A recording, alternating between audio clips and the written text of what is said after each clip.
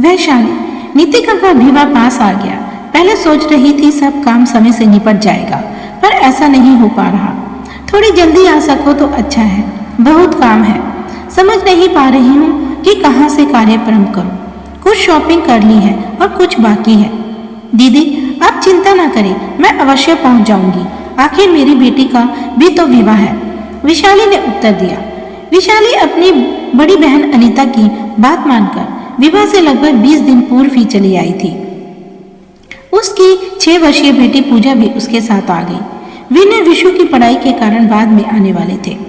विशाली को आया देखकर अनीता ने चैन की सांस ली। चाय का प्याला उसके हाथ में देते हुए बोली, पहले चाय पी ले, बाकी बातें बाद में करेंगे। विशाली ने चाय का प्याला उठाया। टूटा हैंडल देखकर वह हैरान रह गई। ऐसे कप में किसी को चाय देना तो दूर, वह उसे उठाकर फेंक दिया करती है। पर इतने शानो शौकत से रहने वाली दीदी के घर भला ऐसी क्या कमी जो उन्होंने उसे ऐसे कप में चाय दे दी। मन किया कि वह चाय ना पिए, पर रिश्ते की मर्यादा को ध्यान में रखते हुए खून का घूंट पीकर चाय सिप करने लगी। पर उसकी पुत्री पूजा से रहा नहीं गया। उसने कहा, मौसी, इस कप का हैंडल टूटा हुआ है। क्या? मैंने ध्यान नहीं दिया, सारे कप गंदे पड़े हैं। दानिया का भी पता नहीं कहाँ चली गई। चाय की पत्ती लेने भेजा था, 1 घंटे से ज्यादा हो गया, अभी तक नहीं आई। नौकरानियों से कप ही नहीं बचते, अभी कुछ ही दिन पहले तो खरीद कर लाई थी। दूसरा निकालूंगी तो उसका भी यही हाल होगा। वैसे भी विवाह के 3 दिन पहले होटल में शिफ्ट होना ही है। अभी तो हम लोग ही हैं, इसी से काम चला लेते हैं, अनीता ने सफाई देते हुए कहा। विशाली ने भी कुछ नहीं कहा, चुपचाप चाय पीने लगी तथा पूजा खेलने में लग गई। विशाली भी अनीता के साथ विवाह के कार्यों की समीक्षा करने व उन्हें पूरा करने में जुट गई। कुछ दिन बाद नैना भी आ गई।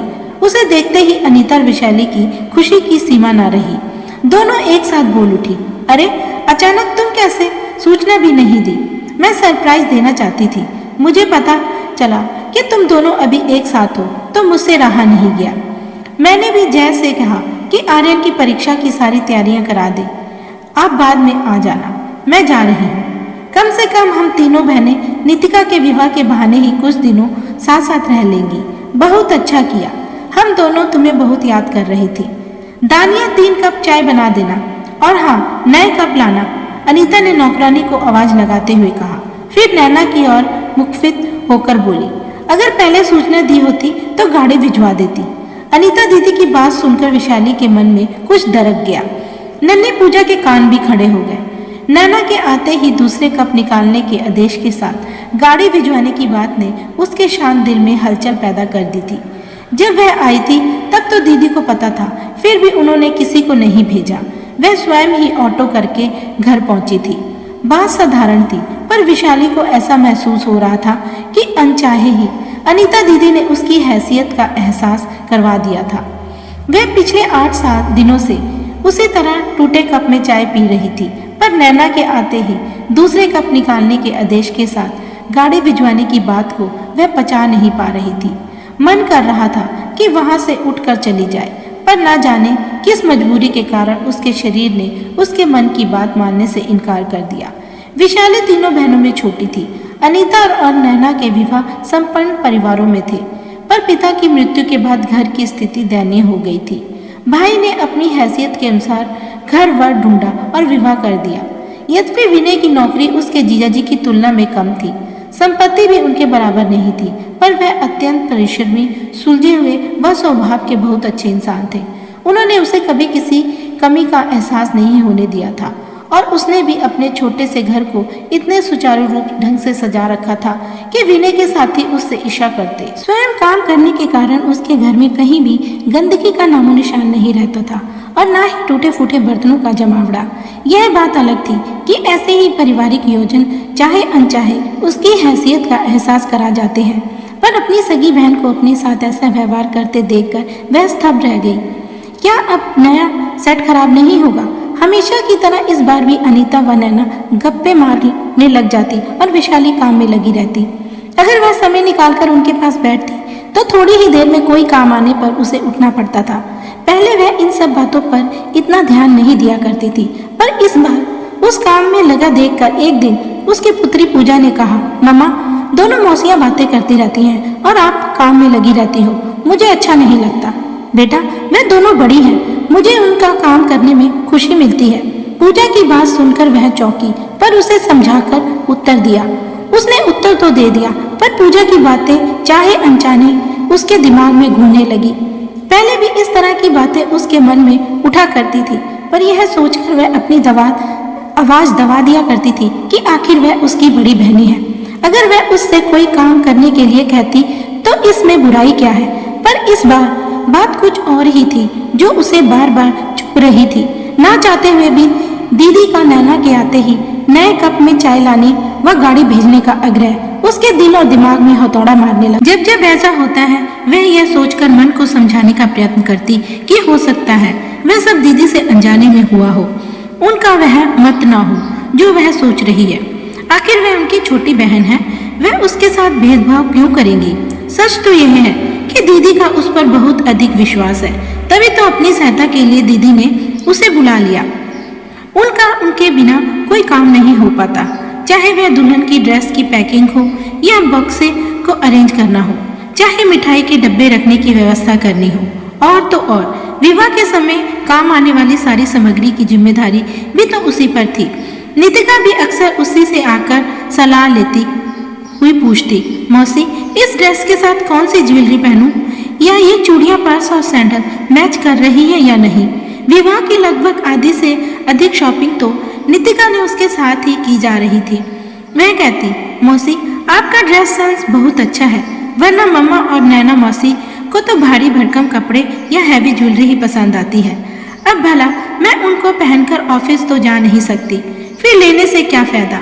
कहते हैं मन अच्छा ना हो तो छोटी से छोटी बात भी बुरी लगने लग जाती है। शायद यही कारण था कि आजकल वह हर बात का अलग ही अर्थ निकाल रही थी। यह सच है कि नितिका का निश्चल व्यवहार उसके दिल पर लगे घावों पर मरहम का काम कर रहा था, पर दीदी की टोका टोकी असहनीय होती जा रही। उसे लग रहा था कि काम निकालना भी एक कला है, बस थोड़ी सी प्रशंसा कर दो और उसके जैसे बेवकूफ मुर्दों के भी गुलाम बन जाते हैं। मन कह जा रहा था, व्यर्थ ही जल्दी आ गई, काम तो सारे होते ही है, कम से कम यह मानसिक पीड़ा तो न झेलनी पड़ती। विशाली जरा इधर आना, अनीता ने आवाज लगाई। देखो यह सेट नैना लाई है नितिका को देने के लिए। विशाली के आते ही अनीता ने नैना का लाया सेट उसे दिखाते हुए कहा, बहुत खूबसूरत है। विशाली ने उसे हाथ में लेते हुए देखते हुए निश्चल मन से कहा, पूरे 2.5 लाख का है। नैना ने घमंड से सबको दिखाते हुए कहा, मौसी आप मेरे लिए क्या लाई हो। वहीं खड़ी नितिका ने विशाली की तरफ देखकर बच्चों की तरह पूछा। नैना का यह वाक्य सुनकर विशाली का मन बुझ गया। अपना लाया गिफ्ट उसे बहुमूल्य सेट की तुलना में कम लगने लगा, पर नितिका के आग्रह को वह कैसे ठुकराती।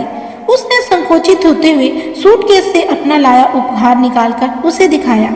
उसका उपहार देखकर नितिका खुशी से बोली, वाह मासी आपका जवाब नहीं, ये पेंडेंट तो बहुत ही खूबसूरत है, साथ ही व्हाइट गोल्ड की चेन। ऐसा ही तो कुछ मैं चाहती थी, इसे तो मैं हमेशा पहन सकती हूँ। नितिका की बात सुनकर विशाली के चेहरे पर रौनक लौट आई। लाखों के उस डायमंड सेट की जगह हजारों का उपहार नितिका को पसंद आया, यही उसके लिए बहुत था।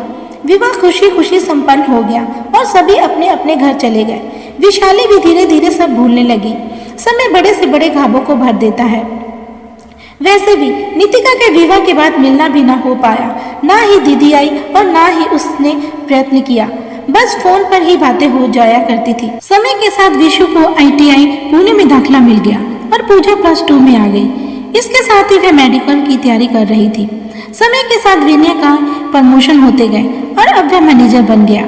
एक दिन अनीता दीदी का फोन आया कि तुम्हारे जीजा जी को वहाँ किसी प्रोजेक्ट के सिलसिले में आना है, मैं भी आ रही हूँ। बहुत दिन हो गए तुम सबसे मिले हुए। दीदी पहली बार उसके घर आ रही थी, सो पिछली सारी बातें भुलाकर उत्साह से विशाली उनके आने का इंतजार करने के साथ तैयारियां भी करने लगी। सोने के कमरे को उसके अनुसार सेट करा लिया और दीदी की पसंद की खस्ता कचौरी बना ली व रसगुल्ले मंगवा लिए। खाने में जीजा जी की पसंद का मलाई कोफ्ता व पनीर भुर्जी भी बना ली थी। उसने दीदी जीजा जी की खातिरदारी का पूरा इंतजाम कर रखा था, पर ना जाने क्यों पूजा को उसका इतना उत्साह पसंद नहीं आ रहा था। जीजा जी दीदी को ड्रॉप करके कहते चले गए, मुझे देर हो रही है विशाली, मैं निकलता हूँ। आते आते शाम हो जाएगी, तब तक तुम अपनी बहन से खूब बातें कर लो। बहुत तरस रही थी तुमसे मिलने के लिए, शाम को आकर तुम सबसे मिलता हूँ। दीदी ने उसका घर देखकर कहा, छोटे घर को तूने बहुत ही करीने से सजा रखा है। विशेषकर उन्हें पूजा का कमरा बहुत पसंद आया। तब तक पूजा ने नाश्ता लगा दिया। नाश्ते के बाद पूजा चाय लेकर आई। चाय का कप मौसी को पकड़ाया। अनीता उस कप को देखकर चौंकी। विशाली कुछ कहने के लिए मुंह खोलती उससे पहले ही पूजा ने कहा, मौसी इस कप को देखकर आपको आश्चर्य हो रहा होगा, पर नितिका दीदी के विवाह में आपने मम्मा को ऐसे ही कप में चाय दी थी। हफ्ते भर तक वह ऐसे ही कप में चाय पीती रही, जबकि नैना मौसी के आते ही आपने नया टी शर्ट निकलवा दिया था।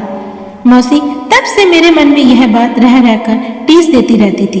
वैसे तो टूटे कप हम फेंक दिया करते थे, पर यह कप मैंने बहुत ही सहज कर रखा था, उस याद को जीवित रखने के लिए कि कैसे कुछ अमीर लोग अपनी करनी से लोगों को उनकी हैसियत बता देते हैं, चाहे वह उनके अपने ही क्यों ना हो। आज उस अपमान के साथ अपनी बात कहने का अवसर भी मिल गया। अनीता चुप रह गई। बाद में वह पूजा के कमरे में गई और बोली, सॉरी बेटा, आज तूने मुझे आईना ही नहीं दिखाया, सबक भी सिखा दिया। शायद मैं नासमझ थी, मैं यह सोच ही नहीं पाई थी कि हमारे हर क्रियाकलापों को बच्चे बहुत ध्यान से देखते हैं और हमारी हर छोटी बड़ी चीज बात का वह अपनी बुद्धि के अनुसार ही अर्थ निकालते हैं। मुझे इस बात का अफसोस ही नहीं था कि व्यक्ति चाहे छोटा हो या बड़ा, सब में आत्मसम्मान होता है। बड़े एक बार आत्मसम्मान पर लगी चोट को रिश्ते की परवाह करते हुए भूलने का प्रयत्न कर लेते हैं, किंतु बच्चे अपने या अपने घर वालों के प्रति होते अन्याय को सहन नहीं करते और अपना आक्रोश किसी न किसी रूप में निकालने की कोशिश करते हैं। पूजा, तुमने अपने मन की व्यथा को इतने दिनों तक स्वयं तक सीमित रखा और आज इतने वर्षों बाद अवसर मिलते ही प्रकट भी कर दिया। मुझे खुशी है इस बात की कि तुमने अपनी बात इतने सहज और सरल ढंग से कह दी। आज तुमने मुझे एहसास करा दिया बेटा कि उस समय मैंने जो किया वह गलत था। एक बार फिर से सॉरी बेटा, कहते हुए उन्होंने पूजा को गले से लगा लिया। जहां अनीता अपने पिछले व्यवहार पर शर्मिंदा थी, वहीं वैशाली पूजा के कुट वचनों को सुनकर उसे डांटना चाहकर भी नहीं डांट पा रही थी। संतोष था तो सिर्फ इतना कि दीदी ने अपना बड़प्पन दिखाते हुए अपनी गलती मान ली थी। सच तो यह था कि आज उसके दिल से भी बरसों पुराना बोझ उतर गया था। आखिर आत्मसम्मान तो हर एक में होता है।